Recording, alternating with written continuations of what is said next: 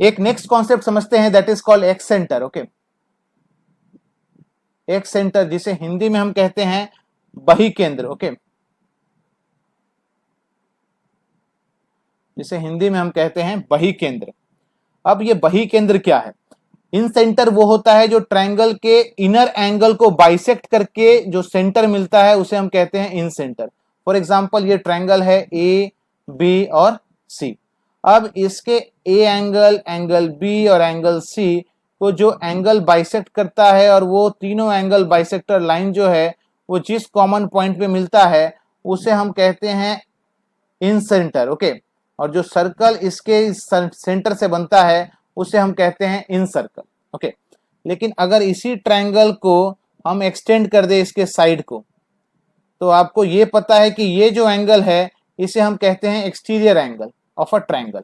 अब जब हम इस exterior angle of a triangle को बाइसेक्ट करते हैं, और बाइसेक्ट करने के बाद जो बाइसेक्ट एंगल बाइसेक्टर लाइन जहां मिलता है पॉइंट, उसे हम कहते हैं एक्स सेंटर, मतलब कि बही केंद्र। ओके, और ये जो एंगल यहां फॉर्म होता है, that angle, okay, that angle is equal to angle E is equal to 90 degree minus angle A by 2। हमेशा इसी तरह से रहेगा, 90 degree minus angle A by 2। इसको माइनस एंगल ए बाई 2 करेंगे। इन सेंटर में क्या था? 90 डिग्री। ओके, इन सेंटर में क्या था? अगर एंगल इन सेंटर निकाले तो क्या होता था? 90 degree plus angle A by 2। एक सेंटर में निकालना है तो क्या करेंगे? 90 degree minus angle A by 2। ठीक इसके ऑपोजिट वाला एंगल को 90 degree minus angle A by 2 करेंगे। अब देखते हैं ये होता कैसे है, हाउ इट हैपेंस। ओके, अब एक कॉन्सेप्ट यहां पर ऐसा है कि angle on a straight line हमको पता है कि ये 180 डिग्री होता है, और ये मान लीजिए बाइसेक्ट किया है। ओके, बाइसेक्ट मतलब एक लाइन है, तो अगर ये एंगल अल्फा है और ये एंगल बीटा है, तो अगर इस अल्फा को हम बाइसेक्ट करते हैं, ओके, ये तो हमें पता है कि अल्फा प्लस बीटा क्या हो जाएगा? 180 डिग्री हो जाएगा। अब अल्फा को बाइसेक्ट किए और बीटा को भी बाइसेक्ट किए, मतलब ये हो गया अल्फा बाई 2 और ये हो गया हमारा बीटा बाई 2। ओके, तो इसका मतलब alpha by 2 plus beta by 2 करेंगे, मतलब दोनों तरफ से 90 डिग्री डिवाइड बाई 2 किए तो क्या आ जाएगा? 90 डिग्री आ जाएगा। इसका मतलब ये जो एंगल फॉर्म होगा that will be equal to 90 degree. Okay, correct. तो इसका मतलब ये एंगल, ये जो एंगल बन रहा है, ये जो एंगल बनेगा, ये angle on a straight line है। ओके, तो angle on a straight line मतलब दोनों को सम करेंगे तो ये आ जाएगा हमारा, अगर ये मानिए अगर ये अल्फा है तो ये भी अल्फा है। ओके, और अगर ये y है तो ये भी y होगा।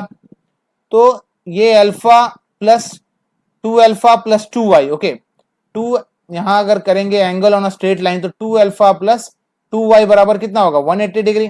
तो अगर अल्फा प्लस y कहा जाए तो ये 90 डिग्री आएगा, मतलब ये जो एंगल होगा that will be equal to 90 degree. कहने का मतलब है ये जो एंगल बन रहा है ना, that will be equal to 90 degree. Okay, ये कॉन्सेप्ट समझना जरूरी है। माने कि अगर ये एंगल x था तो ये भी एंगल x था। ओके, और ये एंगल बाइसेक्ट हुआ, मतलब अगर ये एंगल y था तो ये भी एंगल y था। अब angle x plus angle x plus angle y plus angle y करेंगे तो ये 180 डिग्री आएगा, angle on a straight line. Okay, मतलब 2x प्लस 2y बराबर 180 डिग्री। तो x प्लस y कितना हो जाएगा? That will be equal to 90 degree. तो ये एंगल x है और ये एंगल y है, तो ऐड करेंगे तो 90 डिग्री आ जाएगा। ओके, तो हमें ये मिल गया 90 डिग्री। अब उसके बाद हमें ये पता है कि किसी भी क्वाड्रिलेटरल में, ओके, किसी भी चतुर्भुज के सारे कोण को अगर हम मिला दे तो इसका सम हो जाता है 360 डिग्री। ओके, सम हो जाता है 360 डिग्री। इसका मतलब ये 90 डिग्री है और ये 90 डिग्री, मतलब 180 डिग्री हो गया। अब बचा ये दोनों एंगल, एंगल आई और एंगल ई, इस चतुर्भुज का बी आई सी ई का।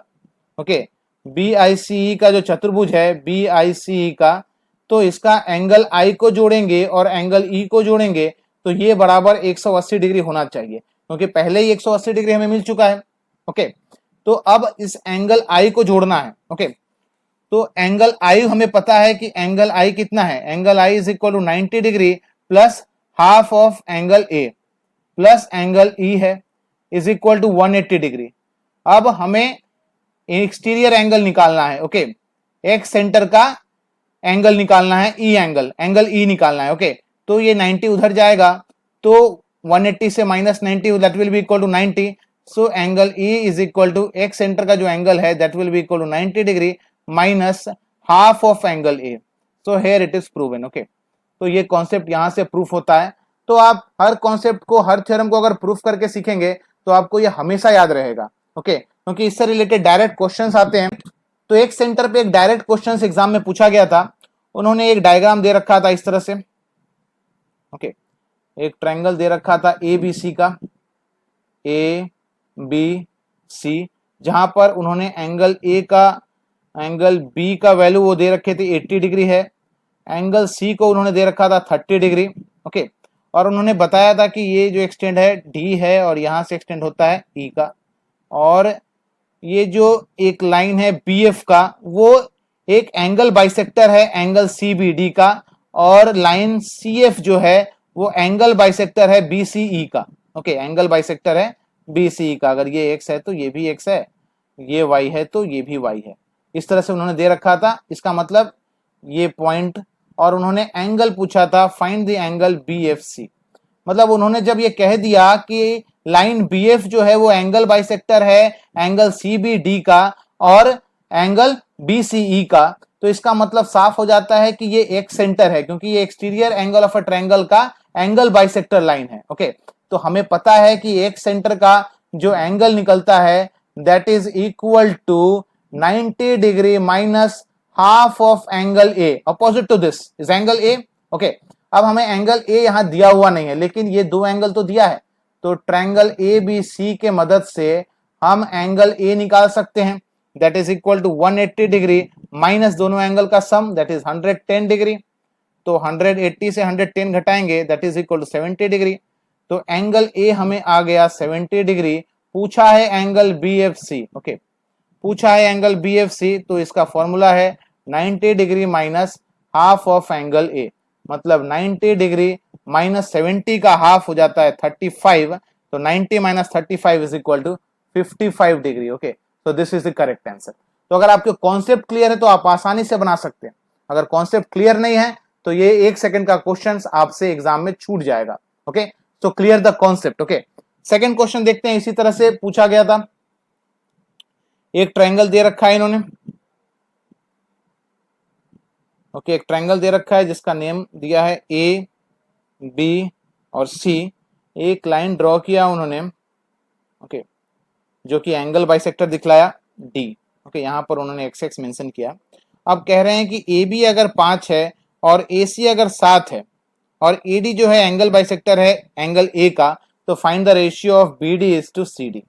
बहुत ही आसान है इस तरह के क्वेश्चन करना, क्योंकि B D by C D ये आपका रिवीजन हो गया कि एंगल बाइसेक्टर जो है वो सामने वाले लाइन को उसी एंगल के फॉर्मेशन के दोनों लाइन के लेंथ के रेशियो में बांटता है। That is B D by C D will be equal to A B by A C. तो यहां पर क्या दे रखा है 5/7। So 5/7 will be the correct answer. Okay,